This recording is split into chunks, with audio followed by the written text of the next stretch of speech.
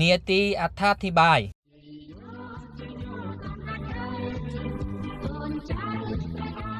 ចំបៃខ្មែរពុំគួរ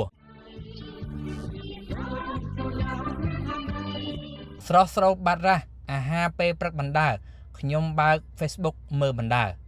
លើកទី1ចូលទំព័រ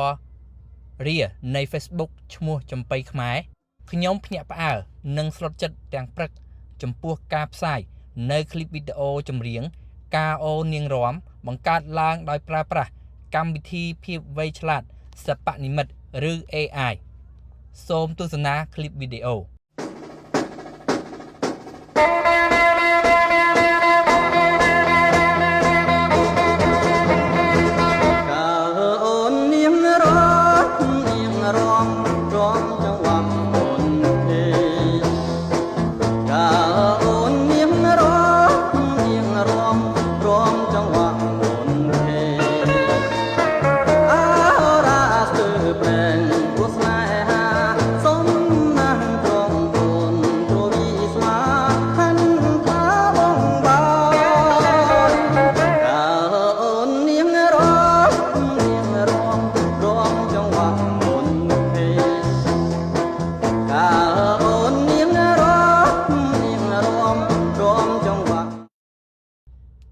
ឃើញភ្លាម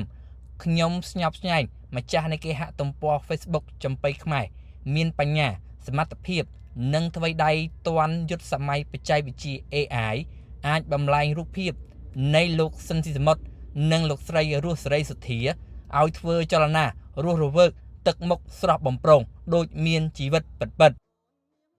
ទន្ទឹមនឹងនេះខ្ញុំក៏ភ្ញាក់ផ្អើលនិងស្លុតចិត្តចំពោះចំណុចអវិជ្ជមានចំនួន3គួរកត់សម្គាល់ជូនជាជនខ្មែរត្រេះរិះពិចារណាដូចតទៅ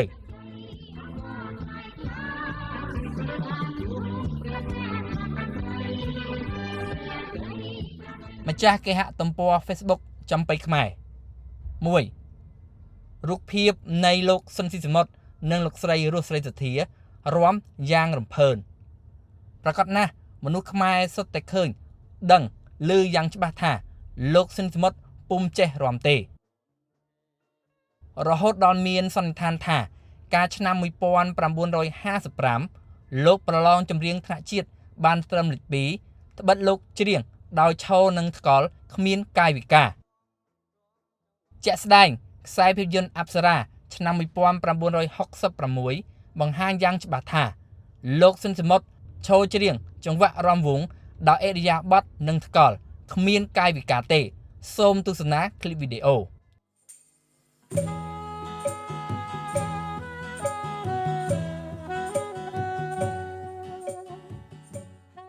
ត្រង់ចំណុចនេះហើយទើបកន្លងមកជនឆបោកបឺតសម្រេចឬអាលើមេបោកប្រឹងធ្វើត្រាប់តាមយ៉ាងវេទនាព្រោះព្យាយាមបិទបាំងសារជាតិដើមរាំកន្ត្រាក់ញ័រញាក់ដើម្បីបោកប្រាស់ជនខ្មែរថាសូម្បីឈរច្រៀងក៏ស្ងៀមដូចប៉ាមុតដែរ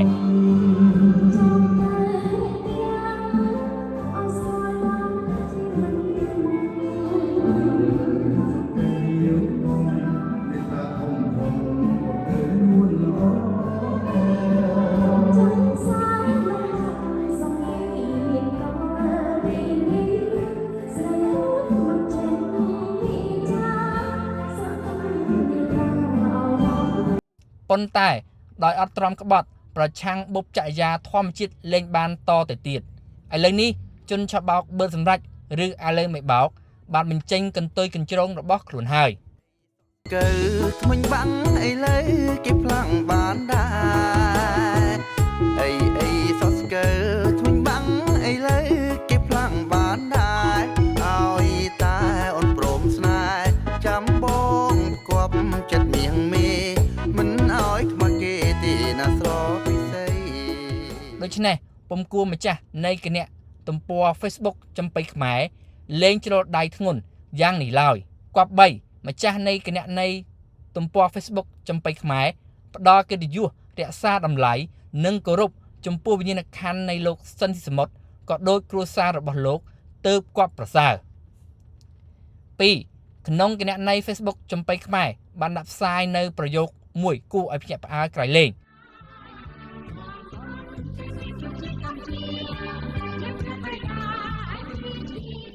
មានសេចក្តីថាលោកស៊ិនស៊ីមុតទទួលមរណភាពនៅថ្ងៃទី18ខែមិថុនាឆ្នាំ1976នៅមន្ទីរឃុំឃាំងពោធិ៍ទន្លេស្រុកកោះធំខេត្តកណ្ដាលចំពោះអក្ខរាវិរុទ្ធត្រូវកែតម្រូវពីមរណភាពទៅមរណភាព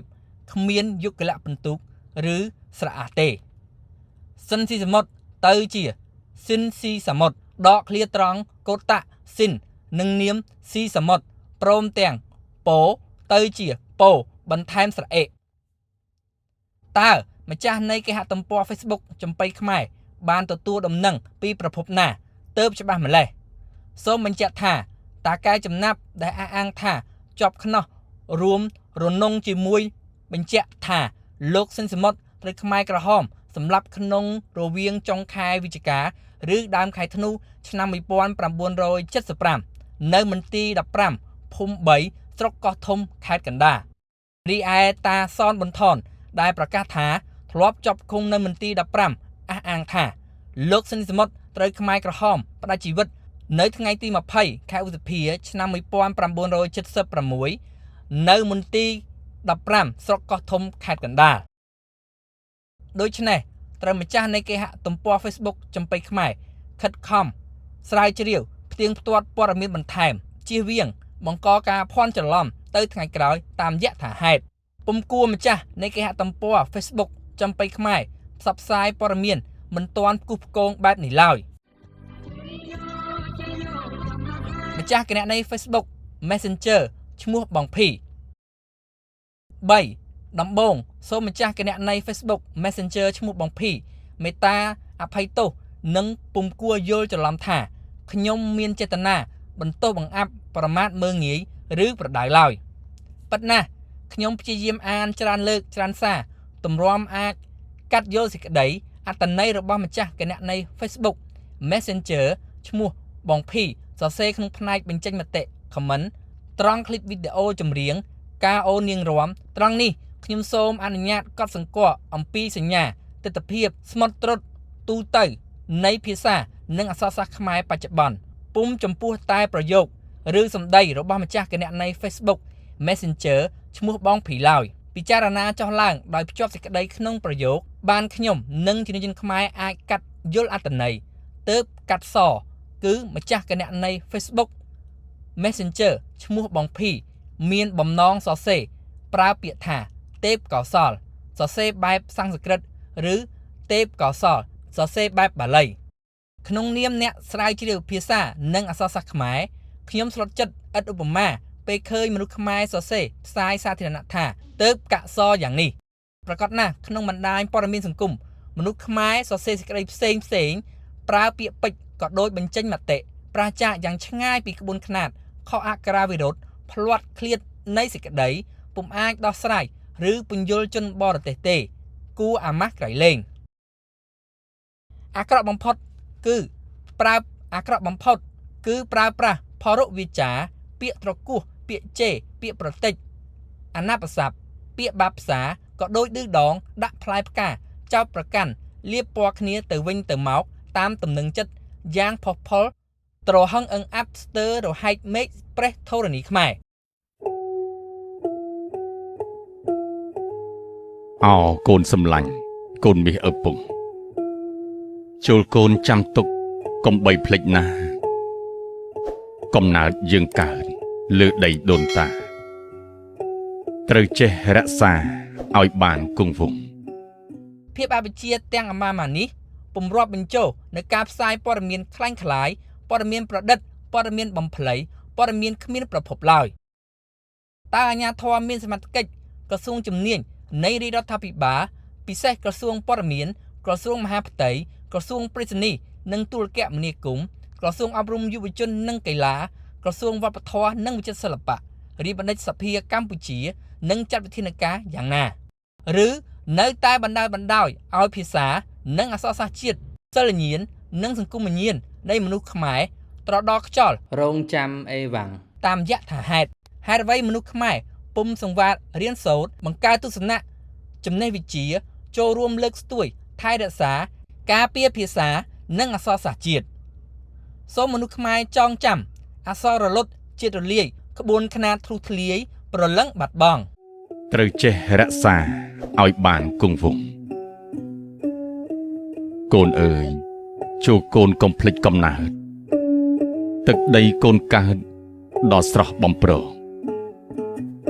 ដែលកូនត្រូវថែមិនឲ្យរំលងកុំឲ្យឆ្កាំឆ្គងនឹងដូនតាខ្មែរ ម៉ោង 9:10 នាទីកំពតថ្ងៃទី 7 ខែកុម្ភៈឆ្នាំ 2026 អ្នកស្រាវជ្រាវភាសានិងអក្សរសាស្ត្រខ្មែរឈៀងវិបុល